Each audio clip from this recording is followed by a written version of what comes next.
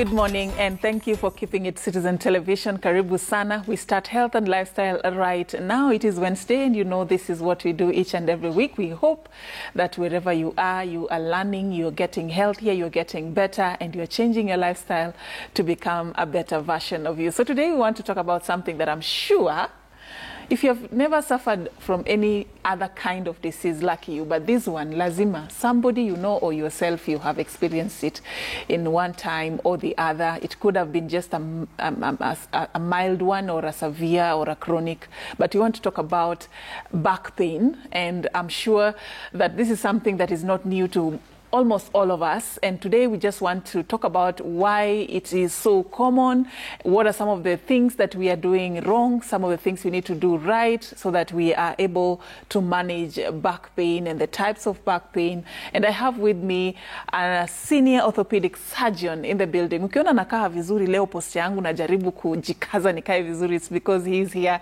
and posture is one of the things that actually lead to a lot of back pain issues, and he'll be telling us more about that. I'm talking about Dr. Geoffrey Rotich. Dr. Geoffrey Rotich, like I told you, is a senior orthopedic surgeon from St. Luke's Orthopedic and Trauma Hospital in Eldoret, Uasin Gishu County. Asante sana. Thank you for creating time for us. Thank you. Karibu. Asante sana. All right, senior orthopedic surgeon. Probably how many surgeries and when did you start? Just to get to know more about you. I think, good morning, listeners. When you talk of being a senior orthopedic surgeon, I don't know. You lost count. Yes, it's very hard to document sometimes how many surgeries you do. But I think when you think of practicing, it all comes with experience. So I think when you call somebody senior, that comes with experience. Yes. A long time we used to think maybe when you talk of senior, it means somebody very old. Yeah, but I think the trends are changing now. People practice early, so they gain experience and they can become senior even when they are very young. Yes, so I really don't have the numbers that I've counted. It's been, when did you start? I started practicing medicine many years ago, around 2007. Yes. Okay. Went ahead. And reading continues. It never stops. All right, so when I come to your office, what does an orthopedic surgeon do? When you talk of orthopedics, it's a practice whereby you deal mainly with bones and joints. And but orthopedics alone is not just to do with bones and joints. It includes many areas that mainly could mimic a chronic problem. So usually it's divided into two. There is trauma part, which involves maybe if you have a fracture or a broken bone somewhere in part of your body. That's part of the practice that we do. But one can specialize and do just mainly deal with joints or deal with spines or anything, and that could be just classified as orthopedics on its own. So orthopedics could dealing with chronic illnesses involving joints and the long bones. Yes. All right, so today we want to talk about back pain. And earlier when we were having a conversation with you, when we met this morning, you were telling me it's one of the most common lifestyle diseases, very something that people have not given it the seriousness that it deserves. Let's begin there. Yes. Back pain and why it is so common. Yes. So back pain, I think in many literatures, if you see in the Western literatures, they've documented percentages which comes along with it. And you'll find that in many literatures they've documented that it is the second it's a second disease in the world that leads people to go to hospital after infectious diseases, because you'll find that up to around 80% or 90% of humanity develop back pain in their lifestyle. Some may never have that pain, but along their life they may develop back pain. And this ranges all the way from people who are young as even up to 10 years, because we even get kids who are from primary and they'll say I have back pain, to the very elderly at 90 years, they'll also complain of back pain. It has no, you may find that one gender is more than the other because of the activities related to them. So you might find women might be more susceptible to back pain. But the trends are now increasing with time because of change of lifestyle. So you find that now there are more people who are complaining of back pain.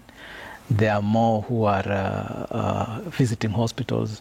There are more who are seeking operations. And so complexities come along that area. Yes, so it's an area that is really increasing in terms of problems that lead people to the hospital. All right. So let's first of all begin by looking at the structure of the back. And I see you have something.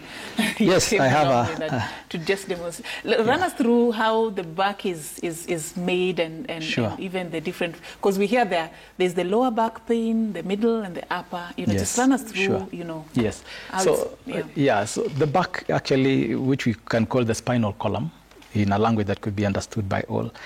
There is a part for the neck, then there is the thoracic part, then there is a region that we call the lumbar, which mainly I brought because that is where the bulk of the problem is. Yeah, this is the most common, Yes, commonly the most affected part of the body. Yes, and then there is a part that is called the sacral, which is the lower part from the lumbar region, and then there is the coccyx, which I think mine broke, it fell off, and which is the tailbone. We call it the tailbone. So when we talk of vertebral column or backbone, or we can get spinal, it's a series of bones that are connected together, running all the way from the neck all the way to the tailbone, and it has numbers. Yes, so like you'll find that the upper part, which is what we call the cervical, has certain number, 7, and then goes to 12, then 5, and going down. And all of them are connected by ligaments. There are also muscles that hold them together. And then we also have capsules that hold this backbone. So this, it has an S shape. And the main purpose of the vertebral column actually is to give us shape. Can you imagine if we removed it, you'll roll down like a ball. Yeah, yeah. So, you wouldn't stand up. You'll not be able to stand. You'll not. So it gives us shape. Okay. The other function of it, of course, is to protect the spinal cord, because part of what we have is the spinal cord is the continuation of the brain now in the lower part of the body, and that, in essence, protects it because it's a very delicate part of the organ, the spinal column, and in case of any injuries, anything that pierces or any pressure from any source can really cause a lot of problems. So one is to give us shape, the other one is to protect that, and the other one is actually for movement. Yeah, it aids us in movements and all that. So that is the main purpose. That's why you have it arranged in a certain pattern. It also has in between the bones of the vertebrals, we have what we call the discs, which plays a very vital role in terms of our body movements. No wonder we hear the disc was dislocated. Yes. We've had cases where the diagnosis says your exactly. disc has been dislocated. And that is part of what we are going to discuss today. So these discs act as a cushion. So the blue area is the disc. The blue area is the disc, and the white area actually that is where you have the vertebral bones. And this disc actually act as a kind of shock absorber for the bones, so that the bones don't knock each other. And it also helps in protecting, actually giving us, so that in case we want to move to a certain direction, it gives room for that movement. It's quite flexible. It's not as hard as the normal bone. Yes. The properties is just cartilaginous. It has a bit of jelly inside there that helps with that kind of a movement. And all of them combined together, the vertebrals and the disc, gives us height to a certain element. Yes. So most of the time, that S shape is actually what helps us to move and to change directions in any manner. If it was just straight as it is, then we may not have any major movements. If the whole back was just straight like a tree, then we may not have any good movements.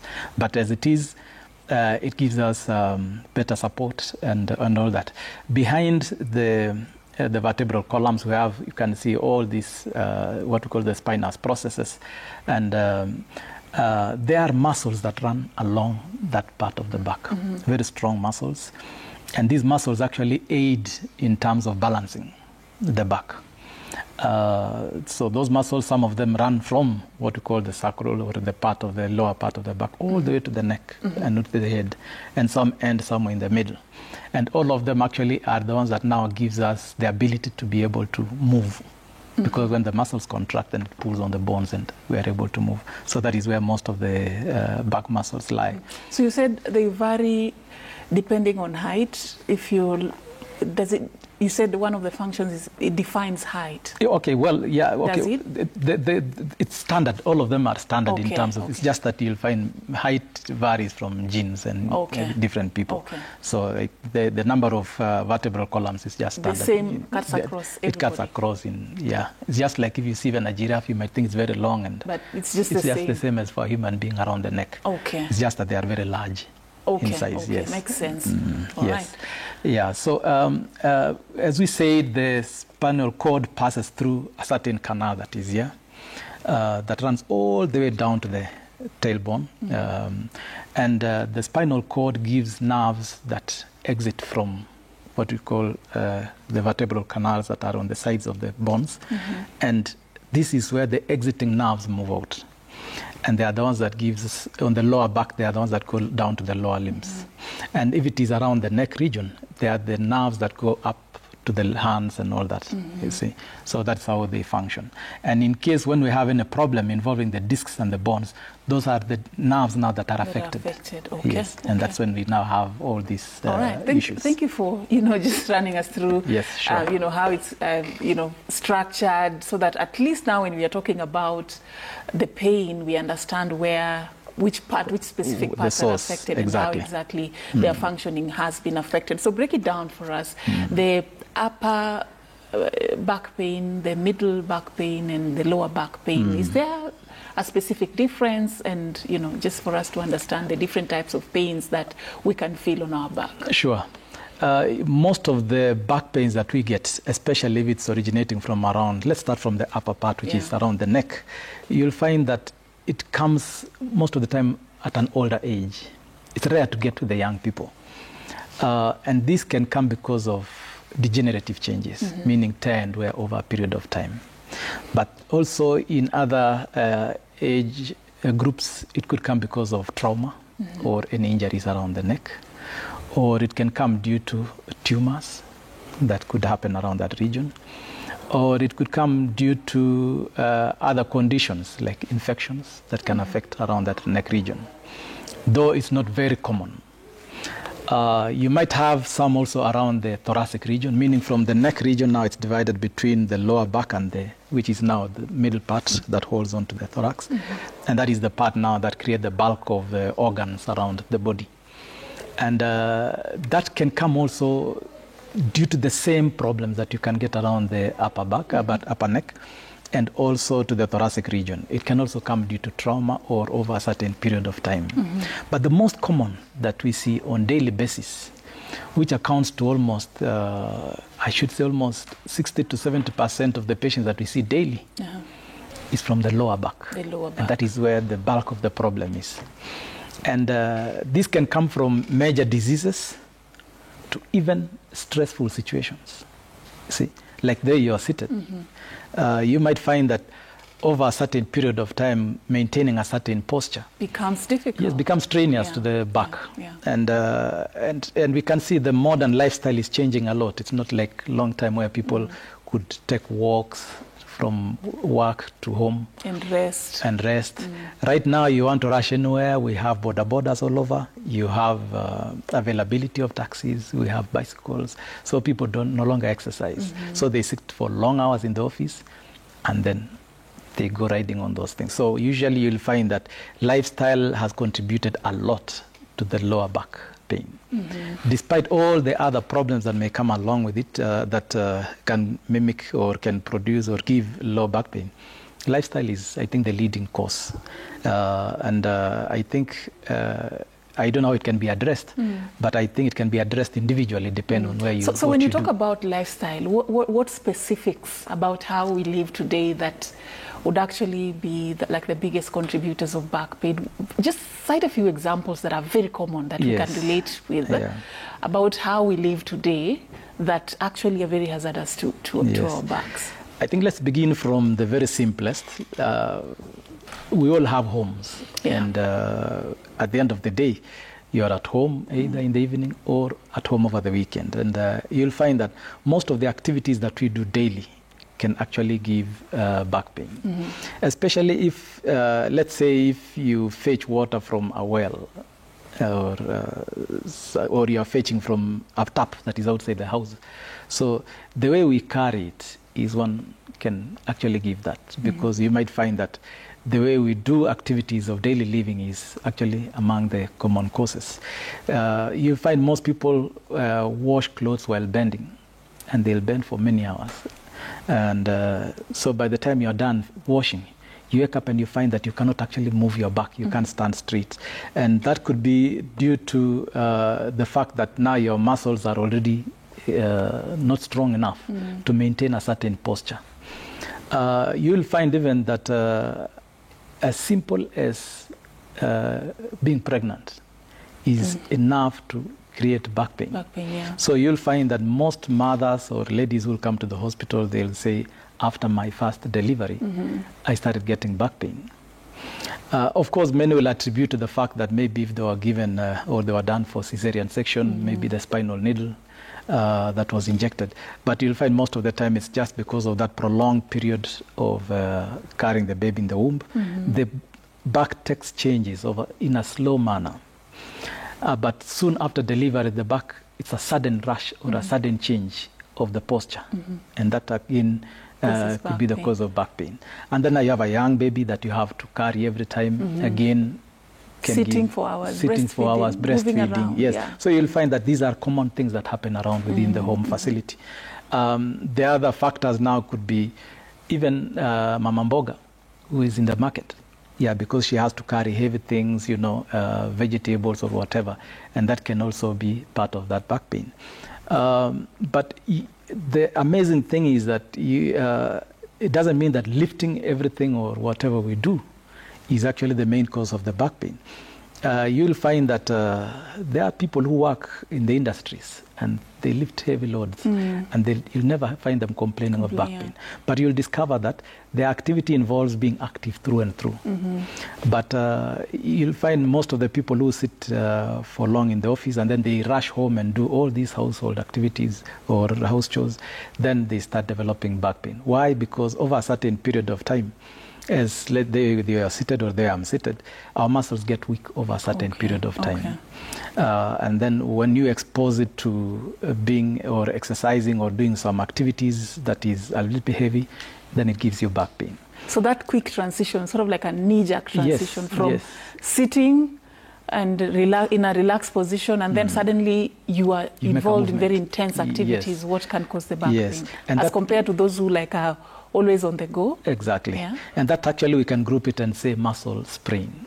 Okay. So any tension around the back is created by all those activities that come along with it. Again, our lifestyle has changed. As we said, there are many other means of movements nowadays. You find that because of sitting for long hours after eating and all that, body weight gain. So you'll notice that most of the patients, they'll tell you, oh yes, I've gained weight, maybe 2-3 kgs, or maybe it has gone up to 10, depending on the individuals. And that alone, again, is significant enough to give back pain. But it doesn't mean that all people who are gained weight get back pains. Again, it varies. It depends, yes. So you will find that back pain can come due to weight. Most of them will resolve into going now to the gym or to start running all of a sudden, which gives in other problems. Because and that's where I was going, because we understand that exercise, when it comes to back pain, is both good and bad. Yes, depending on how you do it. Exactly. So talk to us about it. Yes. So exercise should go gradually. It should never be done all of a sudden. Yeah. Because now you come to the office and we tell you you've gained weight, and so we start by modification of lifestyle. Maybe we tell you to start reducing weight, and most people will think now the best way is let me go register to the gym, and they go to the gym. In the gym, maybe you don't have a good instructor. Who they'll want you to see that you lift enough so that you come back tomorrow and bring somebody else. Their own business. So they may not know how to instruct you on how to take care of your back. So in that process, most of the people now injure it more, which causes a problem. So that is now in line with what you are saying, that it gives problems. Or some resolve to start running, and in the process they come and tell you I have a knee pain, so which now makes them even reduce any activities because of the pains that they are developing. So the best way actually is just to start gradual. First of all, if you have to lose weight, work on the diet. Yeah, because you'll discover that weight doesn't just come because of sitting. Yeah, I think it's what we consume. So if you're having a diet that is fattening, then that is what you need to deal with first. And then from there, you do gradual exercises. You could start from simple walking, yes, or anything that is quite easy over a certain period of time. And of course, in that moment also, you might need to be involved in also physiotherapy, which we always recommend, because in that process, you'll be trained on how to strengthen some of the muscles in the body, especially the back. So as you get involved in the strengthening of your back muscles through physiotherapy, you are also dealing with it diet-wise and also gradual exercising, such that as you lose weight, now you may start increasing your level of exercises so that nothing is injured within the body parameters. Because the moment you start having pains, now it makes you even more lazy and weak and inability to do anything. Yeah. Are there instances where you recommend exercise as a form of relief for back pain? So somebody comes and they're already presenting with back pain. They're in pain already, and you're telling them exercise can help. Yes. So how do you navigate? You're feeling this pain. At the same time, you're being told you need to exercise to relieve it. So how do you do it? Yes. The right way. Yes. Exercising actually can begin even from the office here. And that involves, if let's say you're sitting for 7 hours per day or 8 hours, it could be good to regulate it so that you create a system whereby you stand, walk a bit, and sit. Stand, walk a bit. It tends to relieve a lot. Take breaks. Yes, take breaks, between, change positions. And that alone is an exercise on its own. So I see in some institutions whereby some even work while they are standing. So in an office, it should be standardized that you don't need to have a desk that is this high because you'll be straining too much and you'll find your back gives problems. Or if it is too low so that you're bending too much. Yeah, so those are among the things that you need to look at. Your chair should be of height it should be adjustable if possible. But if it's not possible, I think if you see most of the desks, they are designed in such a way that they come up to the elbow region, which is comfortable to work with. Most people talk of orthopedic chairs, but I think the chair varies on, does it have a good back support or does it have any bend that contours along with the shape of your back? Remember, we say the spine is S-shaped, so that you'll find the lower part of your back is curved inwards, which should be in keeping with the kind of support that you want for the back. And so this alone is a practice that you can have. And then now you start by that standing, moving, and you don't need to sit for all those hours. So I think that can really help. It's just that maybe the pressure from work sometimes is too much. The deadlines you have to beat. You have to beat the deadline, you have to beat the demand. There's not luxury of time to start walking around. Yes, but that's why I was saying that maybe we should have a design whereby you can adjust your seat so that you stand and you still go on with the same work that you're doing, the same workforce. So long as, of course, it should not be, because if you are bending again too much, then you start getting the back pain. So you can see some of the back pain is stress-related. That is already talking of stress, is it? Yeah. Yes, because if you have got to beat the deadline and you have to give a certain demand, it's true. That is stress on its own. Yeah, so you'll find some people come to the office because it is already stress. So back pain becomes now a way of an escape. Yeah.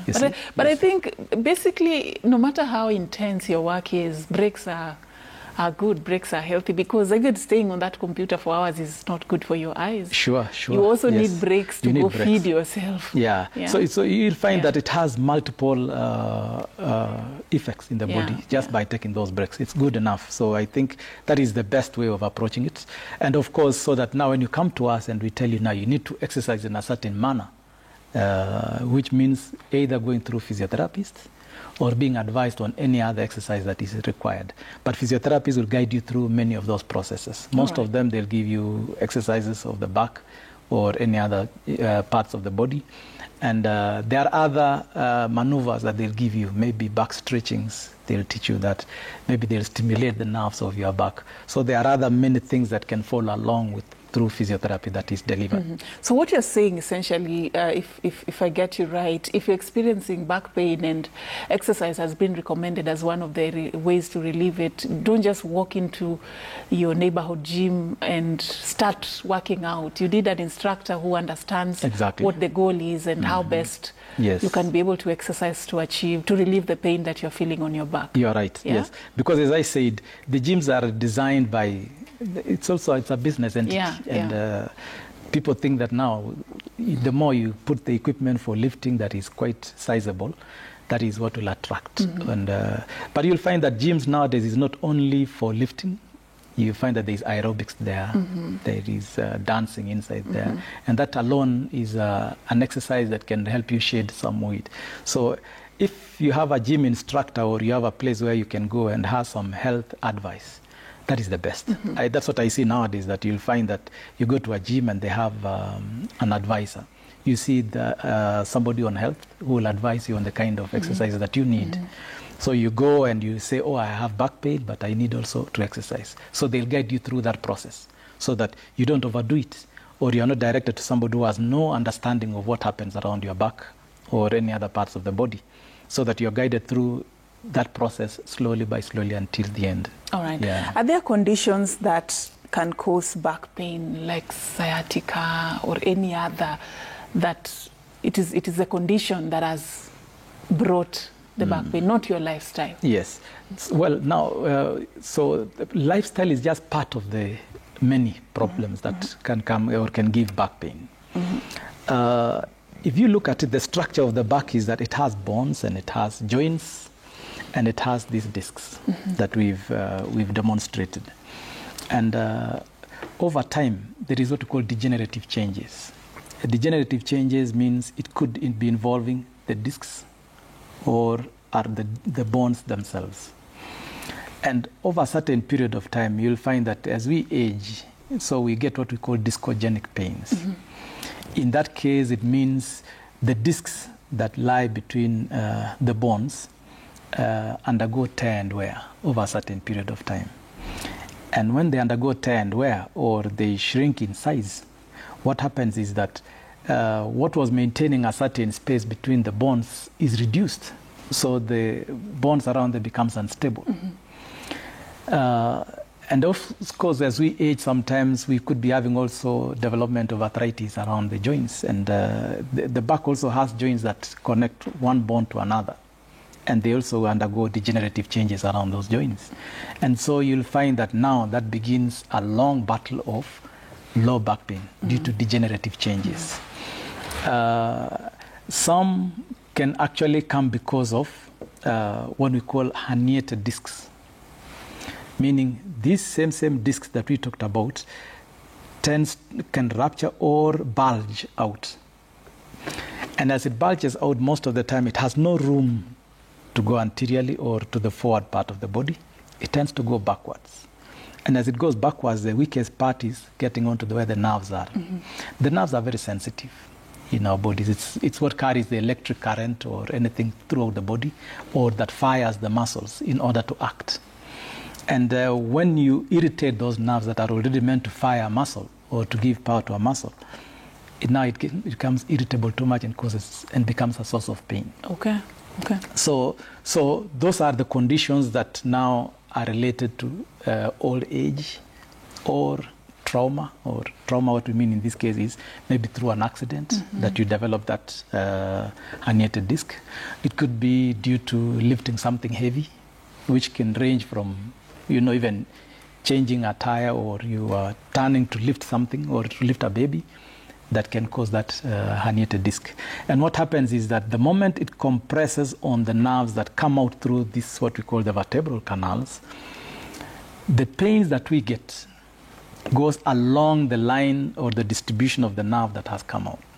So you'll find that most of those pains that originate from around that region could go all the way down towards the buttocks, towards the thighs, the knees, and all the way down to the toes. Yeah. So it varies actually the source of pain that you are getting from the back. So as we said, so that is just one of the other causes of back pain, which we call the degenerative changes, which in that case we've said are either herniated discs or other degenerative changes around there.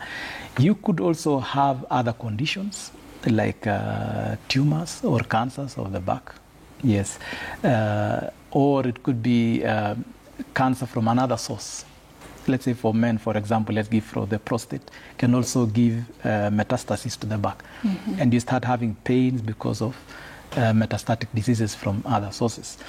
The pain also from the back can come due to infection. There is also TB, tuberculosis of the back. And you'll find that it mainly attacks a certain level around the transition from the thoracic to the lower back, which is around the lumbar region. So you'll find that there could be TB around that region. And people wonder, how can TB affect the back? TB of the back? Yes. How? TB actually can move from anywhere. Yes. It's not only the chest. Yeah. It could be the brain, it could be anywhere. Anywhere, even to your knee or any other parts of the joint. So the back is not any exceptional. It has a blood supply that can carry all those bacteria and can be affecting there. So you'll find another source of back pain is infection.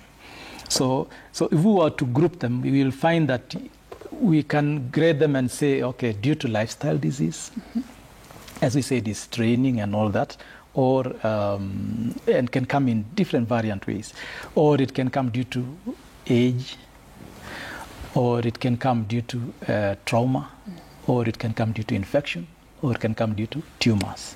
So that is how we can categorize them into different levels. Causes. And all of them have different ways of looking at them. You'll find that the biggest problem that we have today now to differentiate, to know, is this because of lifestyle? So the biggest catch is there. Do we make proper diagnosis? Yeah. No. And that's the thing, because I wanted, as you were just outlining the different categories of the causes of back pain, I was wondering, how then do you get to know whether it's the back pain that is the problem, or it's a symptom of another problem? Yeah, sure. So just to talk to us about how to differentiate a minor pain, because sometimes it goes away on its own, and when it's time to go and visit a doctor. Yes. Yeah. In most instances, you'll find that almost 90% of back pains can disappear within 1 year.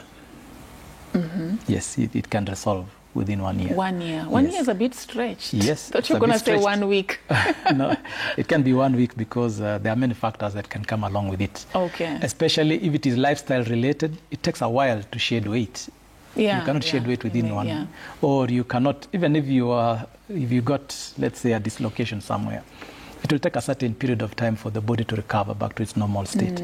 So you'll find that almost 80 to 90% will solve after 1 year. But that is due to if you manage it intensively. If you don't manage it well, of course, it can prolong. So how to come up to know exactly that this is a case whereby now it needs treatment and can end within 1 year is where the catch is, because you might find that a patient comes and presents with low back pain, and you'll think this is age-related. And we forget to focus that it could be from another source. This could be an old man who has a tumor somewhere else. Or it could be an old lady who is developing what we call multiple myeloma, and they can all present with back pain. Or it can be pressure from work, you see? So to be able to make that differentiation, or to know this is from a different source, the best, of course, is to visit a doctor, either a spine surgeon or somebody who understands more about the back, who actually can take a proper history of the patient, or more or less interrogation, to get exactly how did this pain begin, and what are how does it get relieved? Is it because when you rest, or when you do anything, does it get relieved? So from there now it helps us to understand exactly this could be just from any form of ailment. And with that, of course, there are other accompanying tools that we can use to test. Yes. So there are clinical tests that we perform on the patients that helps us or guides us to understand exactly where the source of the pain is coming from, or what could be causing it. And from there now we do imagings that can accompany this. If we suspect that it's a case of a tumor, of course we do some blood tests that could direct us towards that. Others, you'll find most of those back pains, if it is just mechanical, you may not need to do any blood test. But if it is something that you suspect could be due to infection or whatever, then now you may need to do blood test. And accompanying that, we do imagings. Most of the back pains, the best imaging, of course, could be, we usually start with the simplest, X-ray, just a simple X-ray. Because a simple X-ray will guide us through several processes to make sure that all the bones of the back are normal. Has it changed shape? Changing shape in this case is losing the S shape that it has. It could be looking straight from that X-ray. Or could there be erosions that are happening within the bones? You see there is deformity around there. So that helps us to understand that now from here, I need to move to another level. And the next level that we do most of the time is that we have CT scans and we have MRIs. But the preferred method of imaging is an MRI. Because with the MRI, to not only show us how the bones are behaving or how they look like, but it also helps us to understand these discs, how do they look like? Is there a degenerative change? Is there herniation on that disc? And what is it relating to the nerves that are coming out of these canals? Because from that MRI, we'll be able to understand exactly that this disc has undergone some changes. Because the discs, as I said, introducing how it is that it's got a fluid-like medium within the structure.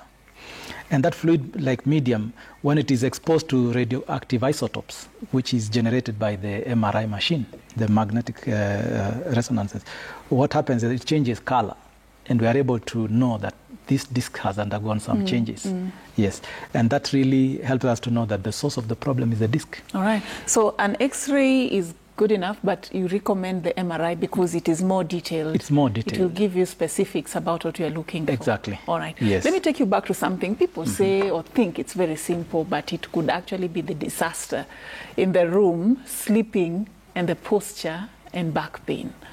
What are some of the do's and don'ts? I mean, because you say it sort of like takes an S shape. Yes. But when we sleep, do we even think about that? What are some of the mistakes we do? Because somebody could be wondering, Daktari, why do I wake up feeling like my whole body is aching, my back, my neck, I'm in pain every morning? What could be the problem? Yeah, of course, we all know that rest is the best thing that you can do in life. Without rest, you cannot really perform to the next task that comes ahead of you. So rest involves now, let's say, part of it is sleeping. Part of it is maybe just relaxing on a couch at home. Part of it could be either you do exercises. But let's go to the one that you asked about sleeping pattern. Sleeping pattern can give you some discomfort. What happens is that if you have a bed that is not comfortable enough or that sinks to a certain level, then you'll find that maybe your back is carved in that manner. And that definitely gives you pressure around the back, and that can give you a lot of pain. But that actually is not the main problem that most people complain about. At a certain age, you'll find some people tell you, oh, I wake up every day in the middle of the night and I can't sleep. My hand or the upper limb is numb. Oh, okay. And when they wake up, they stretch and they feel better. You see, it's a very common thing. Yes. So that you'll find out that if you interrogate these patients, you'll find that either they changed the pillows they used, or they've gained weight to some extent, or their sleeping pattern just changed. Because if it was a disease that is carried forward, you'll find that maybe during the day also they'll have the same symptoms: numbness, pain, or discomfort. Let's call it discomfort. So you'll find that most of the time around the neck region, the pillow that we use may not be balancing the shape of your neck. And that gives you actually most of the time. It's too high or it's too low? Yes, either too low or too high that can give that. Yeah, so you'll find that most of them are advised to put either a small pillow or something around the thoracic region or under the armpit, and that can really help to resolve some of those pains. And that really helps a lot. So sleeping pattern, yes, as you said, is a problem. Some people have a tendency of sleeping in their couches, and the couches may not be long enough to contain the length of your body. Some of them could be just too slanted and may not give you a good shape. And so, of course, definitely you'll wake up and have some back pain. So you can see all those are remedies that can be corrected. Yes, not something. And the other culprit is the high heels. Yeah. When you walk in them for hours and you make it like your daily lifestyle, also can come with a lot of back pain issues. Yeah. Yes, some people have that problem, but some may never have it. So again, it's very hard. So it's an individualized lifestyle. So to some, maybe high heel gives them back pain, or maybe I think that comes because they are unable to balance their body well. They are not walking comfortable. All right. Because you'll find with high heel you have to walk with a certain pattern, and that can give you a lot of back pain also. All right. Yes. Daktari, as we get to now talk about how to manage back pain, talk to us about the options that are there, from dealing with a mild back pain to the chronic back pain. Yes. So after the investigations that you've done, let's say you've done an MRI and you discover, oh, this is mild, we deal with it in a very conventional way, so that there is a pattern that we follow. In a proper way is that somebody will think, I need to be operated on. Or some people might think, I have to operate on a patient for them to get well. I think the best approach is just managing it conservatively. Actually, all of them cutting across the board.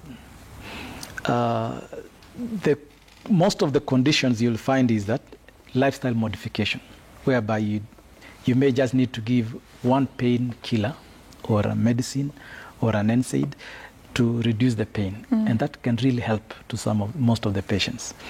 And that works best if you only have back pain that is located around the lower back. If, let's say, you go a step higher and say the pains that you are having now has migrated from the lower back and it's reflected downwards, or what we call radiculopathy, then already you'll know that there is some element of nerves that are involved. So the kind of medication that we give for that is we combine the medication so that you have one painkiller and then we have one for the nerves. And most of the time you'll find most of those muscles have muscle strains, or there is too much tension on the back. That one now we give a muscle relaxant. And that helps to really reduce pain. But more so, we prefer to combine with physiotherapy most of the time. So if a patient can have pains reduced because of physiotherapy, then that's better. Then now we go on to medications. If in that order you find that there is no improvement, then we go to a certain level where we do injections of the back, what we call epidural injections. But all that is dictated by what do you get from the MRI results. If, for example, let's say you've been involved in a road traffic accident and we can see clearly that you have a fracture, or there is what we call compression of the vertebrae, and it is quite unstable, then definitely there is no thinking twice that, oh, you want to give pain medicine and you recover. Some definitely will require surgery. But you'll find that most of the patients, up to 70 to 80%, may never require surgery. So it's the last resort. It's the last resort. What about a dislocated disc? Yes, a dislocated disc. Okay, what you mean by dislocated disc, if I may understand, is that a disc that is herniated. Yes. But you can also now have a dislocated vertebra, which is worse, definitely, because most of the time, if the bones are dislocated, meaning they move from the normal aligned region to an abnormal position. And that, in effect, as I said initially, is that the spinal column and the nerves are very weak. They can be damaged very easily. So if you have a dislocation of the vertebrae, definitely it will cut through the nerves or the spinal cord. And the recovery is almost not there. Yes, because it's completely damaged. All right. Yeah, so if it is a disc that is herniated, in this case, and you've done an MRI and you see that the disc has completely compressed on the nerve, definitely you know that, of course, usually for that we'll go slow still. Start with physiotherapy, medication, and see, give patient time and see whether there is any improvement of the symptoms. There are many who can actually improve without requiring surgery. It sorts itself with time. Yes, but there are some that the pain is so excruciating that even whatever kind of pain medicine you give them, they are unable to, it cannot help. Then now you may need to operate. All right. And then there are other conditions also for the back, what we call the Koda-Equina syndrome, which it's an emergency of some sort. So the moment you do an MRI and you find that there is this kind of a condition, then that now definitely will require surgery. All right. If it is a condition that you find that it's also an infectious process, let's say TB, that has caused what we call neurological deficit, meaning you don't have power over your lower limbs, you have weakness, then that one now you need to operate. But if it is TB and you don't have those symptoms, then you don't need to operate. You just deal with the TB. Yes. Okay, so thank you so much. In general, in a nutshell of it is that the diagnosis is the key, and which is the biggest problem that we have today in making that decision or knowing exactly where the problem is. Thank you so much. Thank you so much, Daktari. Dr. Geoffrey Rotich, Senior Orthopedic Surgeon. He works at St. Luke's Orthopedic and Trauma Hospital in Eldoret. Thank you. We appreciate your time and your insights today as we were dealing with back pains. I believe now you know how to manage and how to prevent back pains wherever you are. My name is Safin Achieng Oma. Thank you for watching. Enjoy the rest of your day.